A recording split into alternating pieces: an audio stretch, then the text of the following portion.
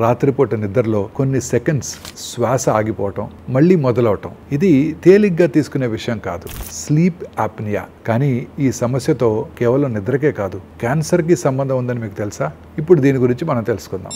Sleep apnoea అంటే నిద్రలో శ్వాస కొన్ని సెకండ్స్ పాటు ఆగిపోవటం. దాంతో శరీరానికి ఆక్సిజన్ తగ్గిపోతుంది. ఈ పరిస్థితి గనక తరచూ జరిగినట్టయితే శరీరంలో ఆక్సిజన్ లోపం అంటే హైపాక్సియా ఏర్పడుతుంది. దీనివల్ల కణజాలం దెబ్బతింటుంది, ఇమ్యూన్ సిస్టమ్ బలహీనమవుతుంది.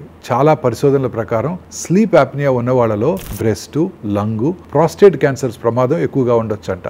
ఆక్సిజన్ లోపం వల్ల శరీరంలో ఒత్తిడి పెరిగి కణాలు దెబ్బతింటం, డిఎన్ఏలో మార్పులు జరగటం వల్ల ట్యూమర్స్ వేగంగా పెరిగే అవకాశం ఉంటుంది.